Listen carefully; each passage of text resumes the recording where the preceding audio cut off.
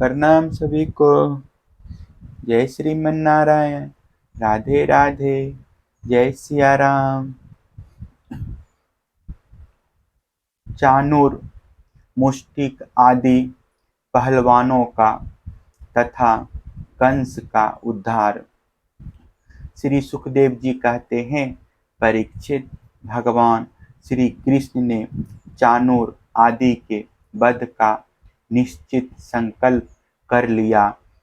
जोर बध दिए जाने पर श्री कृष्ण चाणूर से और बलराम जी मुष्टिक से जा भिड़े।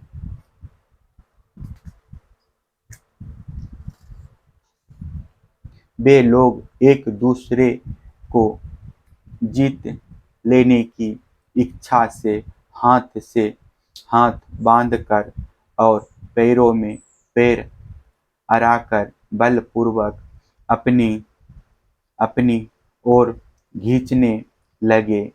वे पंजों से पंजे, घुटनों से घुटने, माथे से माथा और छाती से छाती भिड़ाकर एक दूसरे पर चोट करने लगे। इस प्रकार दाव पंच करते करते अपने अपने जोड़ीदार को पकड़कर इधर उधर घुमाते, दूर ढकेल देते, जोर से जकड़ लेते, लिपट जाते, उठाकर पटक देते, छूटकर निकल भागते और कभी छोड़कर पीछे हट जाते थे। इस प्रकार एक दूसरे को रोकते, प्रहार करते और अपने जोड़ीदार को पछाड़ देने की चेष्टा करते। कभी कोई नीचे गिर जाता तो दूसरा उसे घुटनों और पैरों में दबाकर उठा लेता, हाथों से पकड़कर ऊपर ले जाता, गले में लिपट जाने पर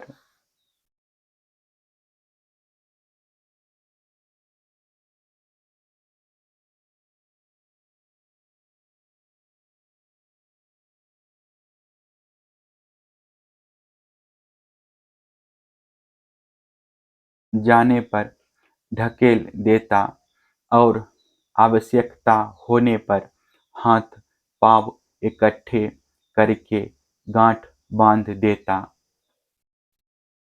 परीक्षित इस दंगल को देखने के लिए नगर की बहुत सी महिलाएं महिलाएं भी आई हुई थी। उन्होंने जब देखा कि बड़े बड़े पहलवानों के साथ ये छोटे छोटे बलहीन बालक लड़ाए जा रहे हैं, तब वे अलग अलग टोलियां बनाकर करुणावश आपस में बातचीत करने लगी। यहाँ राजा कंस के सभासद बड़ा अन्याय और अधर्म कर रहे हैं। कितने खेद की बात है कि राजा के सामने ही ये बली पहलवानों और निर्बल बालकों के युद्ध का अनुमोदन करते हैं। बहिन देखो, इन पहलवानों का एक एक अंग ब्रज के समान कठोर है। ये देखने में बड़े भारी पर्वत से मालूम होते हैं, परंतु श्री कृष्ण और बलराम अभी जवान भी नहीं हुए हैं। इनकी किशोर अवस्था है। इनका एक एक अंग अत्यंत सुकुमार है। कहाँ ये और कहाँ वे। जितने लोग यहाँ इकट्ठे हुए हैं, देख रहे हैं, उन्हें अवश्य अवश्य धर्म उल्लंघन का पाप लगेगा। सखी, अब हमें भी यहाँ से चल देना चाहिए। जहाँ अधर्म की प्रधानता हो वहाँ कभी ना रहे। यही शास्त्र का नियम है। देखो, शास्त्र कहता है कि बुद्धिमान पुरुष को सभासदों के दोषों को जानते हुए सभा में जाना ठीक नहीं है, क्योंकि वहाँ जाकर उन अवगुणों को कहना, चुप रह जाना अथवा मैं नहीं जानता ऐसा कह देना, ये तीनों ही बातें मनुष्यों को दोषभागी बनाती हैं। देखो देखो, श्री कृष्ण शत्रु के चारों ओर पैतरा बदल रहे हैं। उनके मुख पर पसीने की बूंदें ठीक वैसे ही शोभा दे रही है जैसे कमल कोश पर जल की बूंदें। सखियों, क्या तुम नहीं देख रही हो कि बलराम जी का मुख मुष्टिक के प्रति क्रोध के कारण कुछ कुछ लाल लोचनों से युक्त हो रहा है, फिर भी हास्य का अनिरुद्ध आवेग कितना सुंदर लग रहा है। सखी, सच पूछो तो ब्रजभूमि ही परम पवित्र और धन्य है, क्योंकि वहाँ ये पुरुषोत्तम मनुष्य के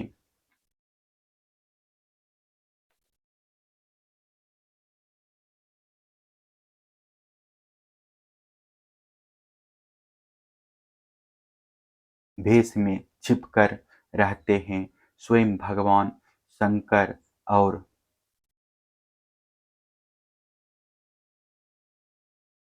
लक्ष्मी जी जिनके चरणों की पूजा करती है, वे ही प्रभु वहाँ रंग बिरंगे जंगली पुष्पों की माला धारण कर लेते हैं तथा बलराम जी के साथ बांसुरी बजाते, गौएं चराते और तरह तरह के खेल खेलते हुए आनंद से विचरते हैं। सखी, पता नहीं गोपियों ने कौन सी तपस्या की थी जो नेत्रों के दोनों से नित्य निरंतर इनकी रूप माधुरी का पान करती रहती है। इनका रूप क्या है? लावण्य का सार संसार में या उससे परे किसी का भी रूप इनके रूप के समान नहीं है। फिर बढ़कर होने की तो बात ही क्या है। सो भी किसी के संवारने सजाने से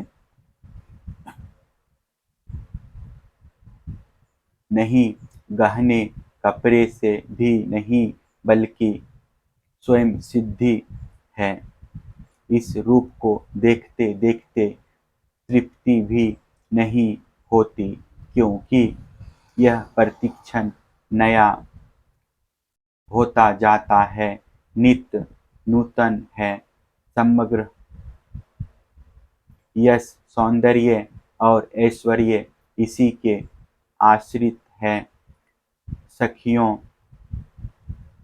परंतु इसका दर्शन तो औरों के लिए बड़ा ही दुर्लभ है। वह तो गोपियों के ही भाग्य में बता है। सखी, ब्रज की गोपियाँ धन्य है, निरंतर श्री कृष्ण में ही चित्त लगा रहने के कारण प्रेम भरे हृदय से आंसुओं के कारण गदगद कंठ से वे इन्हीं की लीलाओं का गान करती रहती है। वे दूध दूहते, दही मथते, धान कूटते, घर लीपते, बालकों को झूला झुलाते, रोते हुए बालकों को चुप कराते, उन्हें नहलाते धुलाते, घरों को झाड़ते बुहारते, कहाँ तक कहें सारे काम काज करते समय श्री कृष्ण के गुणों के गान में ही मस्त रहती है।